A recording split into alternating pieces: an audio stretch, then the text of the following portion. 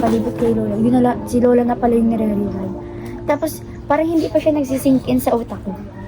Tapos nung tuluyan na talagang parang, ano na ako, wala na si Lola, ganyan. May naiiyak ako. Parang, wala na si Lola, tapos,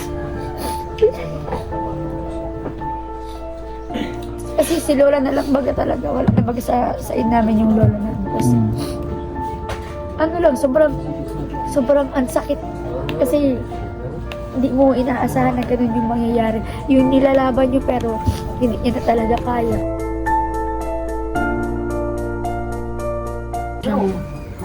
Gutom siya kasi nagkakan siya nun eh. Makakan pa lang. Tapos, yun, bigla na siyang nasabi, "Baby, nagdidik lang mga pangiling ko." Tapos pagbiling ko sa mukha niya, puro puti na lang yung sa mata niya.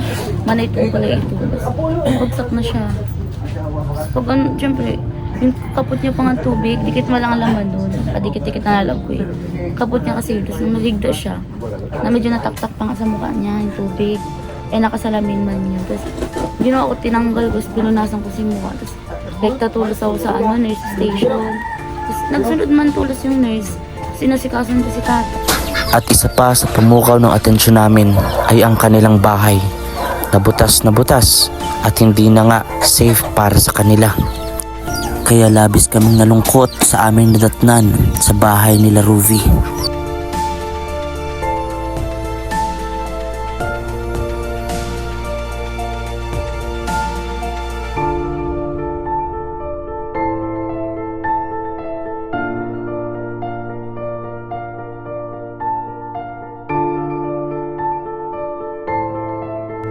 Kaya mga kalangga, atin po sanang panoorin at ishare ang videong ito. At marami pong salamat sa mga hindi po nag-i-skip ng ating ads.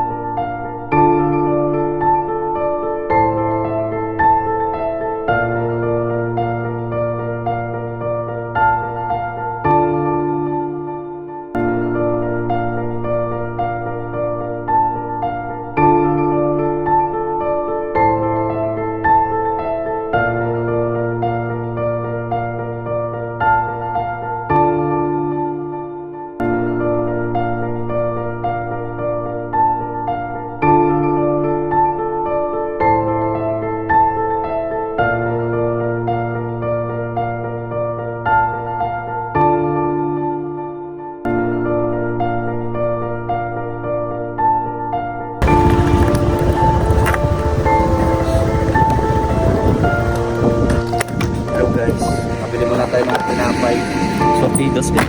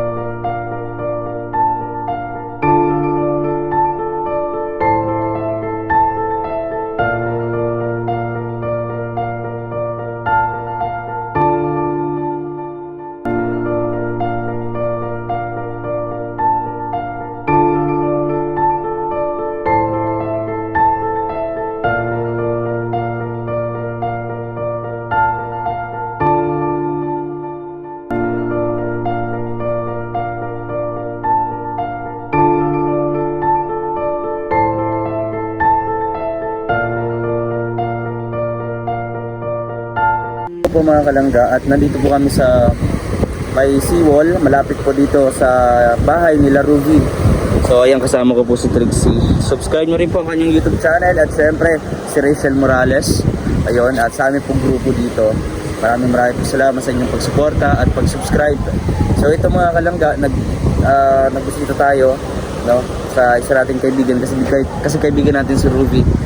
At syempre beneficiary po ni Kuya Rene Ayang Provinciano. Shoutout po kay Kuya Rene. At ayun, nag-build din tayo ng kape at tinapay. Kumbaga wala naman po nag-sponsor. Kumbaga ito yung sarili natin. Last budget natin, pero syempre para pandamay po ba. Kumbaga makikiramay tayo. Yun po naman yung purpose natin.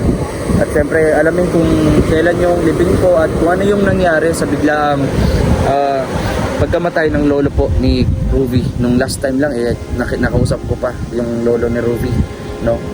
So ayun, nakakalungkot po mga kalangga. Pero ganun pa man, ganun talaga ang buhay. Una-unahan lang tayo sa mundong to. So katulad ng dagat na to mga kalangga, minsan ay hibas, minsan naman ay low tide, minsan ay high tide. So ganyan talaga ang buhay. Kaya tanggapin o sumunod na lang tayo sa alon ng buhay. So yun mga kalangga, samahan niyo po kami ni Trixie ngayon, hapon na to. Guys, nandito na po kami kala Ruby. Nadala tayo dito ng dagdag. Tara, kasi tayo.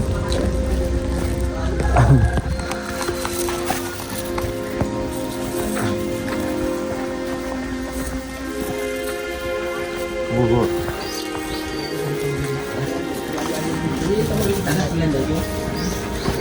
Hello po. Isang hapon po. Ano si mama? Wala din mga muna kasi. Ano ka rin? Kumusta? Magandang. Ang spare niya. Wala pa, bukas pa yung awit. Walang kasama ko si Trixie.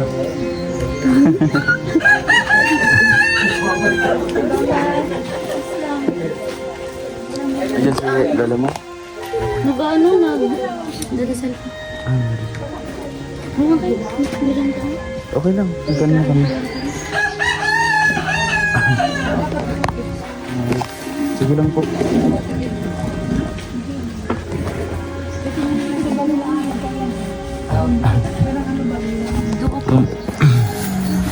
Ayan po, nandito tayo pala Ruby. So, sa Ruby, anong nangyari nung yung kinamatay? Lolo. Inatake siya. Sa puso rin. Kumusta ka naman ngayon? Hindi okay. Wala nang magawa. Ano siya, hindi pa rin natutulog. Puyat pa rin. Hindi yun ang natutong ka. Ilang araw na? Hindi, kumara, maripong. Kailan pala yung Libing. No, yung living, kailan? Di ko pa alam. Nag-alis man sila mama. Inasikas nila ngayon.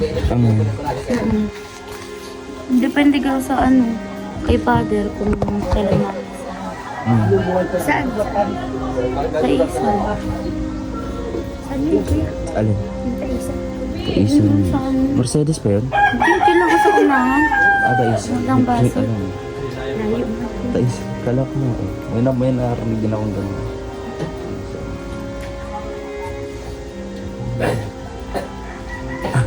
Di kayo nakairam naman sila ng tent.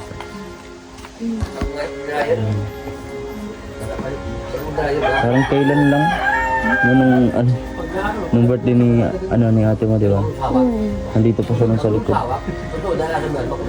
Biglaan. Sa kasi yung bantay po doon sa ospital.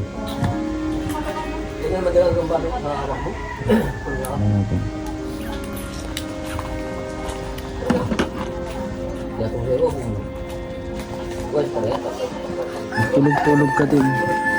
Mulalim na ng mata. Ako si Tracy ganun din.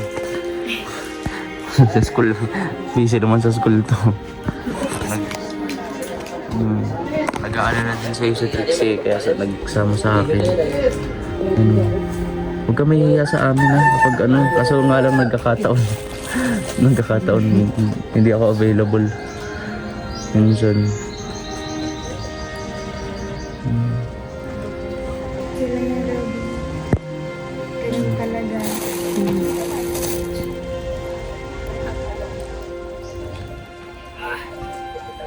Trixie, anong gusto mong sabihin kay ano? Tabi kayo Siyempre, dito. pagka po yung naranasan ko man din bagay ng marami. Yung kay... Ako baga ang kasama ni Lola. Kami ang kasama ni Lola, ni Ali, papunta yun sa emergency. Tapos, akala namin magiging okay na kasi. Pero nasa nursing station na siya. Kasi hindi na din, every time kasi baga ko yun na mapasok doon, kinaanuhan, na makakalabas. Yun yung hindi ko talaga inaasahan na hindi na pala makakabalik si Lola sa bahay. As in, dapat nga uuwi ako nun eh. Kasi ano na ako, parang may gagawin pa ako na umagahan. Tapos antok na ako, walang matutulugan. Ang ginawa ko, natulog na lang ako sa may tricycle. Ay, yun yung kachat na kita nun. Nandun sa ko pupunta ako. Tapos, nagulat ako saktong pagbalik ko dun, sabi ng anak ko utak ko, parang hindi ako mapakali. Bumalik ka na doon ka na sa ano. Pagpasok ko dun, nare-revive na si Lola. Actually, hindi pa ako pinapapasok. Di niyo nakita na parang inatake siya doon? Sila, nakita nila. Ako kasi, kami nila Rachel, na ano sa tricycle. Tapos daw na silang magbalik sa akin mga ilang minutes. Tapos sabi parang may nag-ano sa akin, kailangan bumalik ka na doon. Saktong pagpunta ko doon, noong una hindi ako pinapapasok ng guard. Tapos, nasa may exit kasi siya. Doon daw ako sa kabila mag-ano kasi medyo ano daw doon sa kabila at may nire-revive. Hindi ko alam, ang nire-revive si Lola na pala. Nang nakita ko naglabas si Rachel, grabe nang iyak niya. Sabi ko, anong nangyari? Bakit ganun? Tapos nakita ko, ang daming mga nakaputi dyan sa nakapalibot kay Lola. Si Lola na pala yung nire-revive. Tapos, parang hindi pa siya nagsisink in sa utak ko. Tapos nung tuluyan na talagang parang, ano na ako, wala na si Lola, ganyan. May naiiyak ako. Parang, wala na si Lola. Tapos, kasi si Lola na lang baga talaga. Wala na baga sa namin yung Lola mo. Tapos, ano lang, sobrang ang sakit. Kasi, hindi mo inaasahan na ganun yung mangyayari. Yung nilalaban nyo pero hindi nyo na talaga kaya. Kaya, yun. Hindi ako makapaniwala nung una. Kasi nga, malakas siya. Oo, kahit ako. Nung Tapos, nandun ako nun eh. Tapos yun na pala yung huli. Huling vlog ko na pala sa kanya, masaya siya ng ground out. Kaya magpakatatag ka lang din. Kasi yun man talaga ang buhay. May mga darating at may naalis man baga talaga na hindi natin inaasahan. Kinukuha na lang baga talaga. Pero pagsubok lang yan, magiging okay din ang lahat.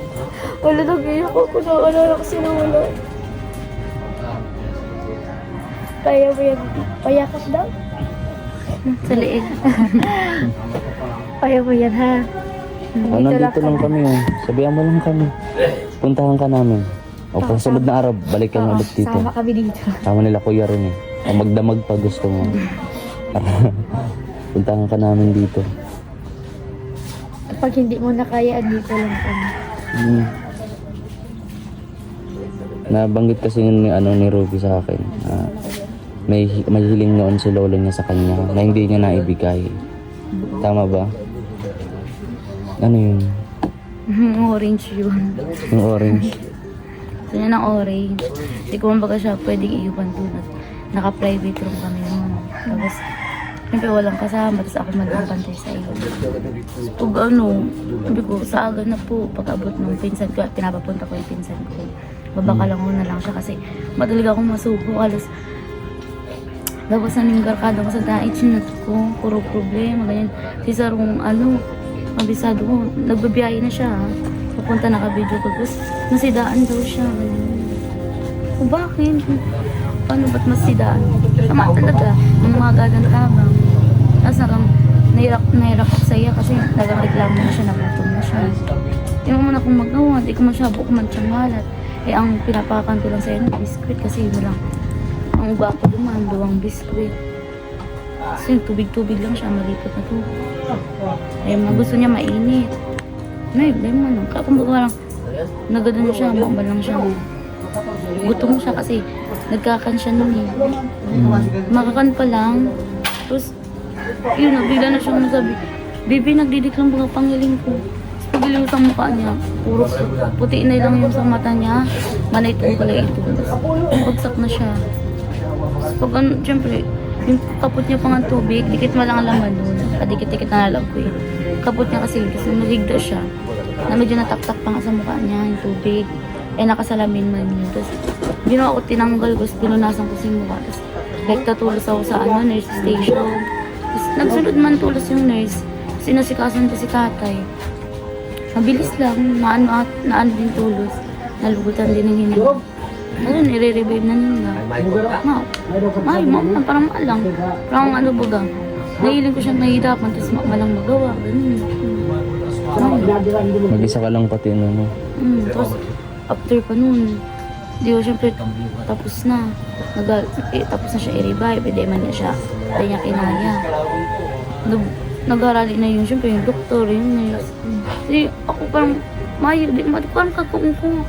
Syempre, di ko na talaga, gulong-gulong na ako ito. Tapos, mayo akong kaibahan, feeling ko. Parang, syempre siya na lang kaibahan ko duman. Tapos, parang, hindi man ako lumakaulay, siya na lang. Tapos, nahirang-hirang ako ito. Naman akong mahagal ng tabang. Kasi harayuman baga kami sa dati. Mapunta tulis. Hindi ba kung naisipan i-chat? So, kung man tsaka kung busy ka na. Bahirong hindi ko talaga na ito na kakairisa. Blanco na talaga ako maray. Pero tanong ko lang ba? Siyempre, ano yun, Leon yun eh. Nasa ano po sa Leon, sa private. Magkano, ano naman? Okay naman na yung bill dun. Oo, nabayaran mo na yun. Kaya palitan mo na po yun. Alin? Hindi, okay lang. Ay, hindi, gagamitin. Ay, gamitin pala. Sorry. Sige po. Huli. Malas yan. Di, Kaya okay lang manigayaw yan. ko na punta. Okay na yun. Pang ano to? Bingo. Bingo to, ah. So okay na. Okay na yung ano. So, Nag-ano kami, nag-discount. Kasi ilang oras pa lang siya doon. Nasa 44 ata yun, 40. Tapos 44,000? 40. Ay, 40,000. 40 garo yun, 44. Tapos ano lang, tawag dito. Ilang ano lang. Ilang... Oras lang. Oras pa lang kami doon sa Ang hospital. laki ng binayaran mo. Grabe. Oras. Na-discount man doon kasi yung PhilHealth na tapos sa senior. Natirahan kami ng 24. Tapos, yun, nag-discount ulit kami. At siyempre, parang patay siya kanina. Tapos, kailangan siya makuha ng St. Peter. Eh, di man siya agad-agad makukuha kapag hindi ka bayad sa hospital, di man niya bibigay. Tapos, yun, hapon na noon, alas 4 na. Mga 5 nata yun. No pa din, mayo ka ng anong kwarta kasi sa iman baga kami mahanap karpet ng kwarta yung bagay mabilis sa napon. 1,000 nga, ang hita pa napon. Pa kaya nga, 220 plus. Ito, si mga akin niya, nagawa kami yung paraan. Kung kung saan nagkuruan kwarta. Tapos, ang naipon lang ata ninda nasa 21. Kulang pa din. Meron pang ano, balanse. Hanggang ngayon. Hindi, nakiusap mo. May kakilala ata din sa naka-discount mo. Ano oras na din yun. Tapos, Iba pa yung sa ano, paano dito sa ano, yung sa Kabahong ni tatay. Tapos, syempre ano pa yan. Meron pa yan yung sa pagpapalibing, no? Sa net shop. pero yun sa na kabaong. St. Peter niya yan, matagal na. Ah, yung ano niya, oh. Pero ano daw yun, parang wala man siya makuha kasi parang sinaunang ano pa daw ni St. Peter. Mababa lang yung hulugan. 2,000 pag-ariyan kay tatay. Kaya parang ano naman, naman makuha ang kwarta. Tapos, yun, tapos yung problema ko na lang yung gusto sumigdi sa marabahan niya.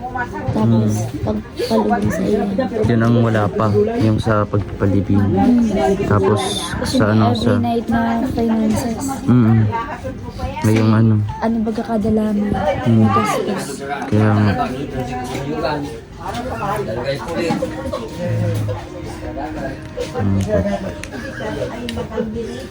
Ayan si Lola mo. Matapos pala nag-decide. Ay, tapos pa lang. Guys, ganito na po yung sitwasyon ng bahay nila Robby. Katulad na po nung bahay sa Gabon dati. Kumbaga sinisingit-singitan na lang din, tapos nilalagyan na lang din ng mga trapal para kahit na paano hindi siya maanahan ng ulan. Kumbaga ang bula kay ang natulog Trapal, ano lang ng trapal, no? Pero yung trapal din, butas-butas na din. ay naranasan po namin ito dati katulad sa Gabon at sa bahay na. Sobrang hirap po ng ganito guys. Yan, sana sa ngayon. Yun mga kalangga. At bawal kasi magpaalam. Nagpaalam pa kaya? Nagpaalam ba ako? Ang sabi ko na may pasok ka pa. May practice. O hindi ko sinabing maalis na tayo. Hindi ko sinabing may ano.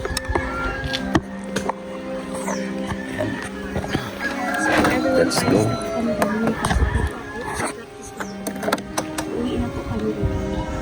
Maraming salamat po sa sumasabay sa akin. Special day ko yan. Salamat po. Sa maglangyan. Sa lahat yung nakapalibot sa siya. God bless us all. Ayan, so pupunta na po kami ni Trixie. Ayan, at sa nga po pala, no, kung gusto man po, sa may gusto lang naman na magbigay ng donation, pwede nyo pabutin kay Kuya Rene, no, kahit kanino, maging kay Trixie o ganyan, para pandagdag sa, yun nga, pang gabi-gabi na expenses. Tapos, yun nga sinabi nila is yung sa pagpapalibing, yun yung kanilang iniisip sa ngayon, no. So, ayun, at maraming salamat po. Kahit sino po sa amin, pwede nyo pong i-message. Yan naman po ay kung meron lang po kayo na sobra, ganyan. Lalo na kayo lang na. Pwede Yes po, po. isang kay Rachel. Yes, no, kahit kanino po, no, kay Daddy D, pwede po. Kay Trixie, sa amin po lahat. So, maraming po salamat. Hanggang dito na lang yung vlog namin kasi nagpabiyahe pa po kami. Kaya maraming salamat po. God bless po sa atin lahat.